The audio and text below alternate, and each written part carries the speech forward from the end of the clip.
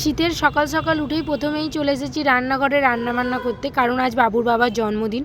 রান্নাবান্না কী করছি আমি আপনাদের পরে দেখাচ্ছি, তার আগে আমি আপনাদের দেখাই আজকের বাইরের ওয়েদারটা কীরকম। পুরো মেঘাচ্ছন্ন একটা দিন। সকাল সকাল উঠেছি, এখন বাজে প্রায় 9টা, এখনও পর্যন্ত সূর্যি মামার দেখা নেই। এই দেখুন এখানে একটা লেবুর গাড়ি নামে, এই দেখুন কত লেবু। এখানে এখন লেবুরই মৌসুম চলছে, শুধু লেবু আর লেবু। চলে এসেছি রান্নাঘরে, কী রান্নাবান্না করছি সেটাই আমি আপনাদের বলছিলাম, কিন্তু এত গাড়ির আওয়াজের জন্য আমি আর আপনাদের ঠিকঠাকভাবে বলতে পারিনি কী রান্নাবান্না করেছি। সে তো আপনারা অনেকেই দেখেছেন আগের ভিডিওতে। চলুন এবার রান্নাবান্নাটা আমি কমপ্লিট করে নিই, তারপরে যাব ছাদে। আজকে শীতের দুপুরে সবাই মিলে ছাদে বসে আনন্দ করে খাওয়া দাওয়া হবে। চলে এসেছি ছাদে, এসে এই দেখুন চারিদিকে এখনও ছড়িয়ে ছিটিয়ে আছে, গোছ করে উঠতে পারিনি।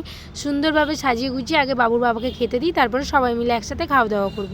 এই দেখুন বসে গেছে বাবুর বাবা খেতে। আমি সবার কাছ থেকে রিভিউ নিচ্ছিলাম যে রান্নাবান্না কেমন হয়েছে। সবাই বলল খুব সুন্দর রান্নাবান্না হয়েছে,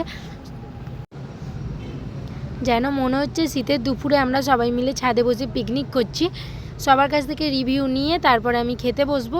একটু বাবুকে দেখে নিই, বাবুর তো খুব ভালো লেগেছে মিষ্টিটা, বাবু বসে বসে মিষ্টি খাচ্ছে। চলুন দেখা হবে আবার কাল একটা নতুন ভিডিওর সাথে।